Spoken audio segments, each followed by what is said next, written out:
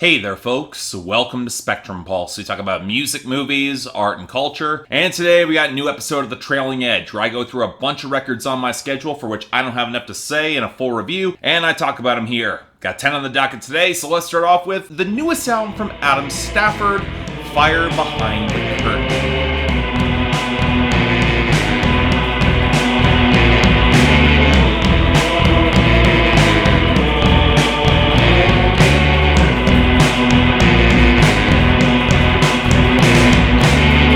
It's hard to classify music like Adam Stafford's, mostly because putting a firm handle on a genre can be kind of messy. His work tends to call back to rock music with these lumpy, buzzy guitars, but those guitar phrases are then locked into these tight little loops with limited percussion or drums and production that only adds minimal blending. Yeah, his 2016 record added more detail with the fluttery synth phrases, and it's clear this guy's got a knack for melody, but the lyrics have always really underwhelmed me, especially the tentative steps towards political topics that felt really undercooked in that 2016 record. Now, this album actually does take a step towards expanding and layering more of those melodies, showing more diversity with the string sections and the brighter keys, where you can tell the emphasis is now being placed a lot more on the melodic layering and the contrast between those melodic phrases. And on the one hand, definitely good, as this is easily Stafford's most diverse and immediately interesting or engaging album to date, especially leaning just into pure instrumental rock instead of half-baked lyricism. There's barely any writing on it. But certain problems have not gone away.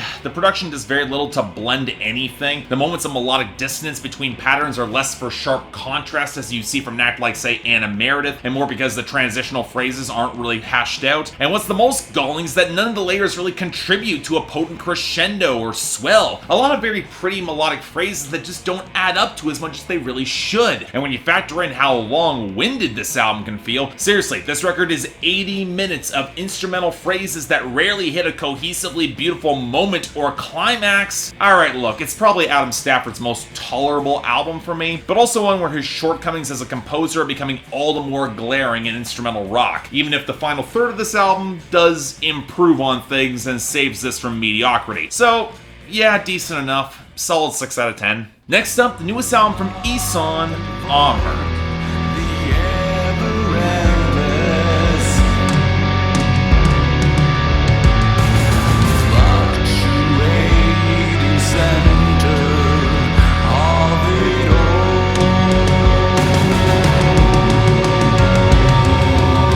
About Ihsahn can be a little bit complicated for me, partially because you have to inevitably place his solo work in the context of what he did as the frontman of Emperor in the 90s, and while to his credit he's proven himself to be more experimental and genre-pushing on his own and with Peccatum, it's very hard to measure those albums in terms of consistent quality. Initially he's at a watermark of balanced quality with Angle in 2008, but his steps towards progressive metal have always had some mixed success for me, from too clean vocals and mixes that don't cultivate the atmosphere they really could, to the introduction of saxophones that can feel kinda slapdash. It's hard to escape the feeling that Ihsahn could often reap the strongest rewards if he kept a little bit more focus in metal overall, and with this 2016 record, Arctis, he seemed to be getting closer there, even as the experimentation with more synths and electronica. It actually kinda worked with that solid metal foundation. And yet with Amri, while it's easily his most progressive and damn near accessible album to date, I'm not really convinced this works for me. Yeah, the guitar solos, they are scintillating. I don't have an issue with the heavier overdubs and the clean singing. In prog rock, that can work. But the hyper-clean production has not gone away, and when you pair with synthesizers that have no deeper body, it leads to mixes where there's a lack of sharper blending and mixing that could make the integration of these sounds better, or better emphasize some of the hooks, especially when he's leaning on that accessibility. And I keep getting the feeling that Ihsahn records would work better for me when the blackened prog metal's at the core instead of an attempted balancing act with all the synthesizers and the horns. And when we get very little of the latter here, as well as some of Ihsahn's most straightforward, hook-driven compositions yet again, some of the synthesizer integration can often feel like it's a sickly gloss to these songs that nobody really asked for or wanted. And when you pair it with lyrics that don't exactly impress me, a really flat snare drum pickup, and too few solos really stepping up, although again, the guitar work we do get is pretty impressive, you wind up with some catchy metal songs with a few interesting ideas, but the execution's not really here in order to elevate this into something that I would want to revisit in the future. So yeah, decent, but not great. Strong 6 out of 10. Next up, the newest album from Fickle Friends, You Are Someone Else.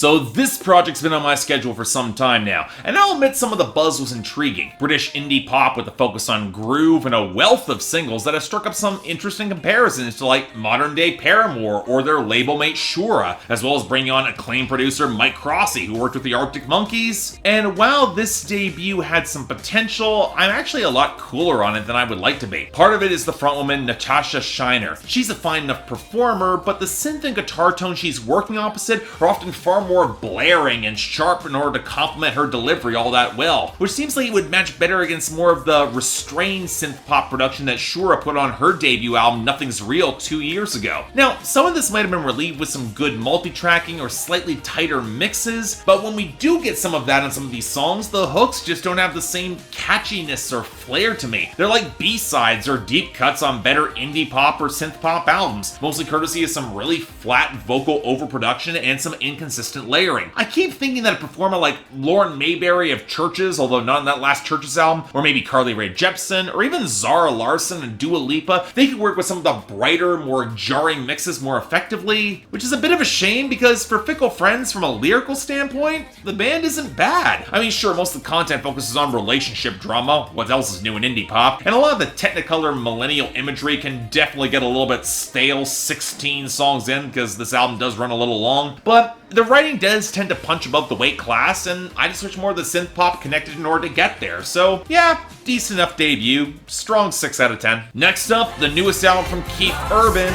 Graffiti U.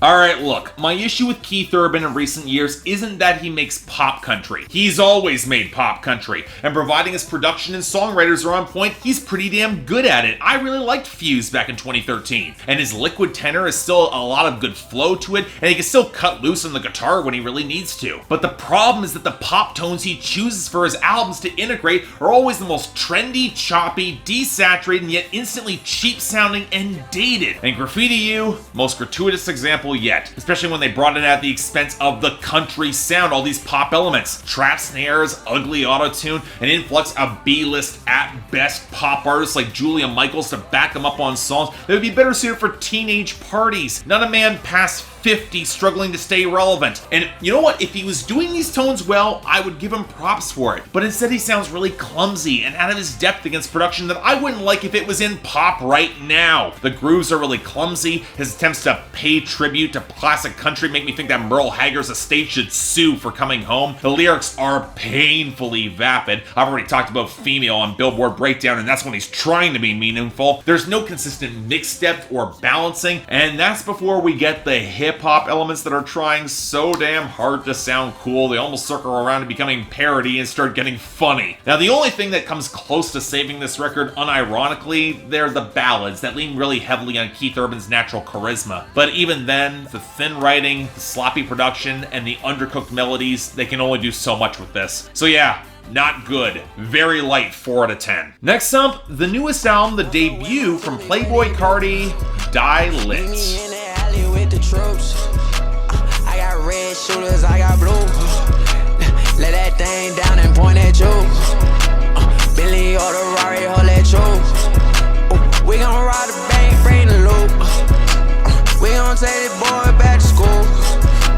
Money on the floor just like show. You know, I think the trailing edge is damn near perfect for an artist like Playboi Carti. An artist damn near infamous for how bereft of deeper substance he's reportedly proven to be, mostly getting away as an ad-lib vehicle for better production than he has any right to ride. And this debut, absolutely the right example for this, where Playboi Carti has absolutely nothing interesting or compelling to say against production from Pierre that's generally above average, and a set of guest stars that all seem faintly embarrassed to be here. With the exception of Nicki Minaj, though, who actually seems to get Playboi Carti's style better than he does. But even there, I'm struggling to see what's so damn amazingly compelling about a lot of Pierre's production here too. The overblown bass, the cheap trap snares, a glitchy blur of synth that rarely resolves into a coherent or interesting melody. I mean, there's some cool textures, fine, but I wish some of them resolved into anything beyond these undercooked delivery mechanisms for Playboi Carti to sputter ad-libs over with no real presence or intensity or tempo. Really, if there's anything that keeps this album from being a solid turn-up record for me, it's how most of these songs have no serious groove or momentum to them. And while they might function as concentrated, disposable nuggets of aimless flexing, or even the critics that like this seem to admit this is, I gotta be honest, a little hard to ignore that for as often as Playboi Carti brags about taking your girl, he's having all that fun at your expense. You gotta deal with that, because this is a 4 out of 10. Next up, the newest album from Jon Hopkins,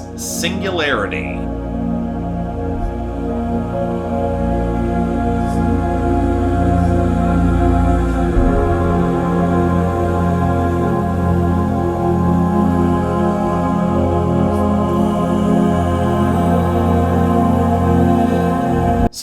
Jon Hopkins can be a bit tricky. You gotta start working with Imogen Heap, and he's certainly taken that brittle but remarkably pretty blend of organic and electronic into a lot of his work behind the scenes with Brian Eno and Coldplay. But it wasn't until his 2013 breakout Immunity that folks started really paying more attention in earnest. Although I'd make the argument that 2009's Insides can be a really underappreciated gem with its dubstep whirs and the dreamy melodic center. But Immunity was a step into more organic, glitchy, and textured techno, and was all the better for it. And Singularity continues down some of that path of jagged electronica with a lot more burly intensity. Now, I can't always say it works for me. If there are more organic percussion elements, they feel isolated to the grittier faux breakbeats midway to the back of the mix. And there is a similar meandering lack of greater structure that can make absorbing these songs like tracing the internal matrix of a crystal with a laser, with every moment spiking into these odd reflections that don't quite resolve. And I do wish the record could stick to more of a stable melodic groove instead of relying so heavily on some of the overweight beats, some of which I could almost swear sound bass boosted, and we don't need it on a record like this. But you know what? The more ethereal shifts around the misty main melody can be pretty damn beautiful on their own, especially when the more classical vocal arrangements actually brought in for the midpoint, until some of the songs start getting lost in their own bleeping clouds of ethereal mistiness. In other words, it's not quite Jon Hopkins at his most focused or potent for me, but it's definitely got its fair share of highlights, so yeah, light 7 out of 10. Next up, the sophomore album from Ray Morris, Someone Out There. For you to lay your head down on, like a planet rose garden. For you.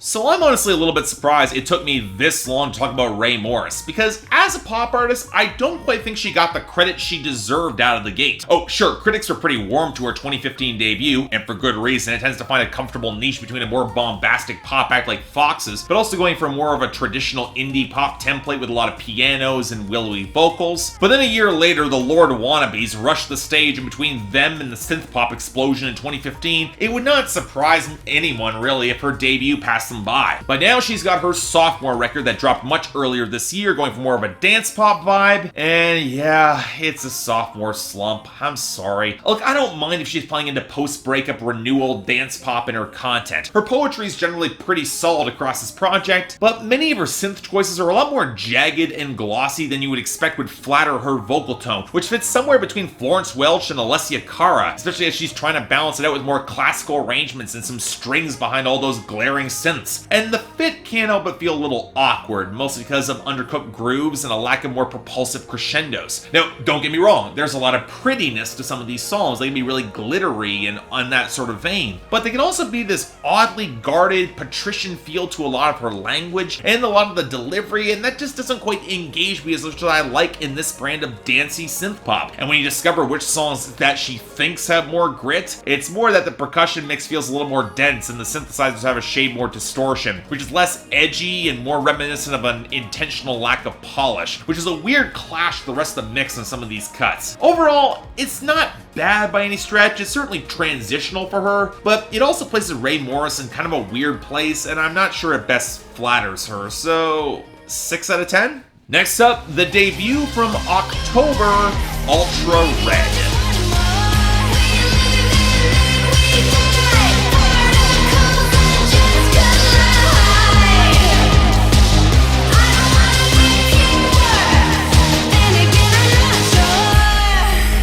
So I always start to get a little wary when I start seeing modern synth pop albums being described as edgy. Mostly because what's often been considered shocking or transgressive, it changes significantly the older you get and the more that you hear. And considering that I've never really had much of a taste for traditional edgelord material besides Eminem, I had some healthy skepticism going into October, a New Zealand producer and singer who built her impression more on abrasive synthesizers and darker content in comparison with artists like Lorde, with whom she actually shared a producer for her debut, until she realized it wasn't as harsh and abrasive as she wanted, and she took back full creative control to reproduce this album. And you know what? I'll freely admit I'm outside the demographic that I would find this shocking or intense or super impressive. I've heard a lot of this before, but as I've said before, once you grow past the age, you can still appreciate the music for the songcraft or appreciate the different angles in the writing. And I do like that October is doubling down on the sort of sparking, glossy, industrial grooves that can be pretty damn infectious, even if they seem a little bit too obsessed with looking cool and then subverting it. Part of this is October's vocal delivery, and she was able to leverage a little bit more raw intensity in her voice beyond all the buzzy vocal filters. I would argue this content would bite a lot harder, but part of that would also involve dragging the content out of some high school angst and insight. But then again, considering how well this record does play an overheated teenage melodrama with production so edgy it'll wind up on Riverdale sooner rather than later, when this album is at its catchiness, it can hit kind of a sweet spot that kind of works for me. Hell, there are even points that get close to the poppy Marilyn Manson territory when he was in his prime, and as such, yeah, I can't believe I'm saying this, but 7 out of 10. Good stuff. Next up, the debut album from Huntsmen, American Scrap.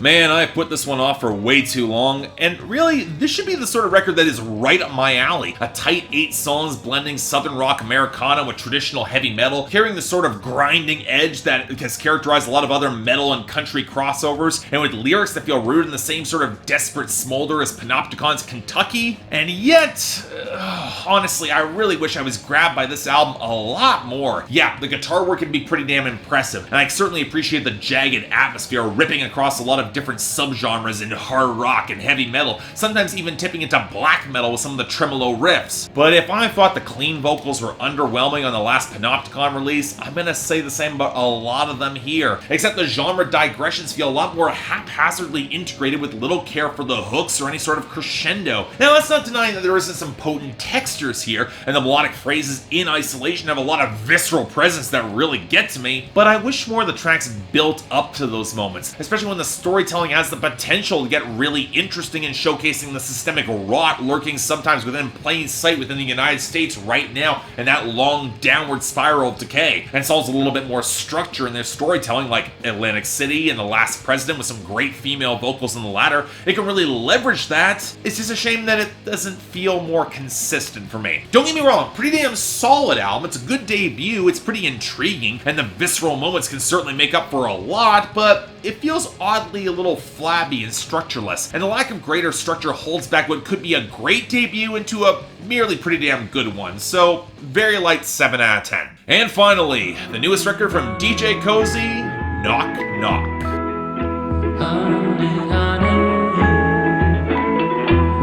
On my nose, on your days. So as I've said a number of times, I'm not always the biggest fan of techno or house music. Most of my personal taste in electronic music tend towards the glitchy, experimental side, or the more ethereal or melodic, ambient-like side, or even some sides of trance. And yet, considering AAL dropped a truly great electronic house record earlier this year, I had some high hopes going into DJ Koze's newest album, especially coming off some really damn great records like Amygdala and his entry in the DJ Kick series. And here's the thing. In theory, this should be exactly the sort of electronic record that should really work for me. I put it on the schedule myself in the first place because it was trending into organic but kind of unearthly textures that pushed techno and house into some fascinating territory. And yet, the more listens I gave this 78-minute piece, the less I found myself really gripped or wanting to go back to it. I won't deny that DJ Koze's knack for blending the richly organic and beautiful with the utterly surreal remains intact, and that part of the joy of DJ Koze's work is just washing in the weird array of keening melodies, vocal samples, springy warps, and this elegant transitions. There's this damp, spongy texture to a DJ Koze album that's always fascinating to really sink into. But some of the flat infidelities in many of these samples couldn't help but contrast in a really misshapen way with the grooves that felt really kind of underwhelming and meandering. And that's before you get some sample blends that are less appealingly hazy or interestingly juxtaposed and more just kind of messy and all over the place. I won't deny that when this record tips into more psychedelic territory, it can access some pretty damn potent vibes and net you some very real highlights, but when you couple it with these grainier textures that don't always mesh well with that territory, and the fact that this project can definitely feel like it's running a long way, it just does not connect as well as I would like to be. It kind of runs out of momentum. Still, it is very good, just shy of greatness, and I really wish I could call it great. So it's a strong 7 out of 10. Definitely check it out, it's interesting. Beyond that, anything else I might be able to do to improve my presentation, I'm all ears. If you guys want to get involved in my scheduling process or help support this channel so you got more records you can show up on the trailing edge, link to my Patreon right over there, where 3 times a week you guys get to vote on my schedule, and once a week for the higher tier contributors, you guys get to add albums, movies, or a top 10 list to that schedule. Want to see scheduled? It's on my Instagram, link down there below. But until then, I'm Mark, you're watching Spectrum Pulse, and I'll see you next time. Look at my teeth. You see music on it. I live music and I speak music. Music is my occupation.